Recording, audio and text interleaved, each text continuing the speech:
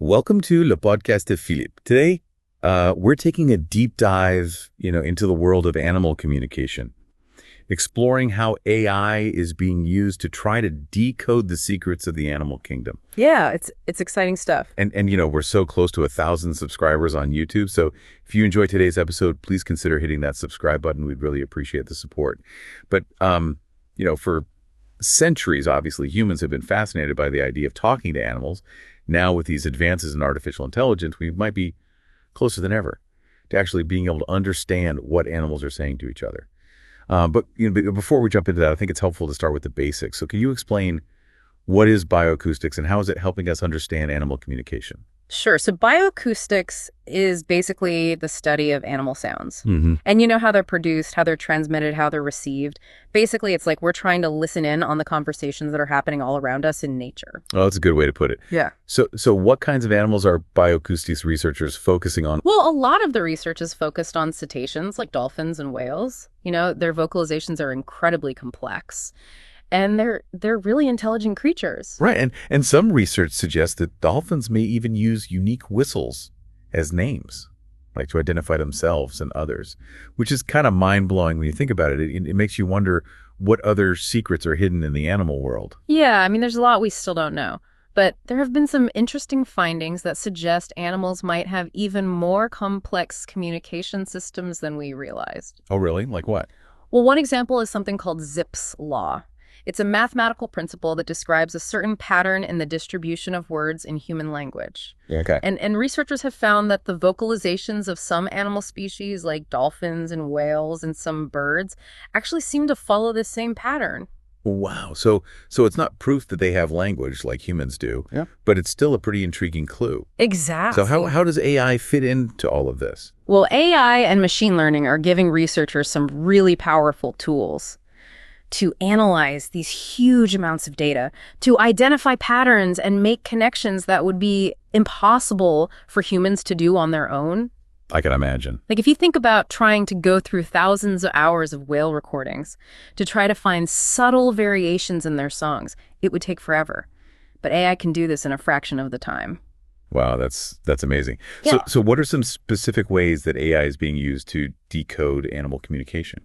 Well, one example is the Earth Species Project, or ESP. They're using AI to analyze all kinds of animal sounds, from whale songs to the ultrasonic calls of bats. And their goal is to go beyond just identifying patterns. They want to develop algorithms that can actually translate these sounds into something that we can understand. So like a universal translator for animals. Exactly. That would be incredible. But I imagine there must be some pretty big challenges in developing those kinds of algorithms. Oh, yeah, definitely. One of the biggest challenges is just the sheer amount of data that's needed. To train AI models effectively, we need huge data sets of clean, high-quality recordings. Okay. But a lot of recordings are filled with background noise or have multiple animals vocalizing at once, which makes it really difficult to isolate individual sounds. Yeah, it's like trying to have a conversation in a really noisy room. Exactly. So how are researchers dealing with that? Well, they're developing AI tools that can filter out noise and isolate individual voices, sort of like the technology that's used in music production to separate vocals from instruments. Oh, that's interesting. And they're also creating standardized benchmarks to evaluate how well different AI models are performing. Okay, so that way they can make sure they're using the best tools for the job. Exactly. It's really fascinating to see how technology is being used to bridge the communication gap between humans and animals. Yeah, it's pretty amazing stuff. But of course, as with any powerful technology, there are ethical considerations that we need to think about. Oh, yeah, definitely. Like if we can understand and even manipulate animal communication, we need to be really careful about how we use that power. Absolutely. It's a whole new frontier, and we need to make sure we're exploring it responsibly. Right. We don't want to end up causing harm to the animals or disrupting their ecosystems. Exactly. Yeah, it's like we're entering this uncharted territory, right? We need to be really careful about how we use this power. Absolutely. So what are some specific ethical considerations that we should be talking about? Well, one concern is the potential for disruption. Like, if we can understand and even manipulate animal communication, we could unintentionally disrupt ecosystems or, interfere with natural behaviors. Right. We wouldn't want to mess with the balance of nature. Exactly. It would be like throwing a wrench into a very delicate machine. Right. And another concern is the potential for exploitation. If we can understand animals, could we use that ability to control them or exploit them for our own gain? Yeah, that's a really important point. We need to make sure that this technology is used ethically and responsibly. It's a lot of responsibility. It is. And it's not just about decoding animal communication. We also need to think about the broader context, and make sure that our interactions with animals are beneficial or at the very least do no harm. It sounds like a delicate balancing act. It is. On the one hand, we have this incredible opportunity to understand animals in a way that we never have before. Yeah. But on the other hand, we need to be very mindful of the potential impact of our actions. Exactly. It's not something to be taken lightly. No, it's not. And it's something that we need to have an ongoing conversation about, between scientists and ethicists and the public. Yeah. We need to keep talking about these issues as we learn more. Right. It's not like we have all the answers right now. No, we don't. And we also need to acknowledge that we may never fully understand animal communication. Their minds and their experiences are fundamentally different from our own. Right. There may be limits to what we can comprehend. It's a humbling thought. It is. But, even if we can't achieve perfect translation, the journey itself can be incredibly rewarding. I agree. Just trying to understand animal communication can teach us so much about ourselves and our relationship with the natural world. Yeah, absolutely. And about the limits of our own perception. Right. So let's shift gears a bit and talk about the future of this research. What are some of the potential applications of this technology beyond simply understanding animal communication?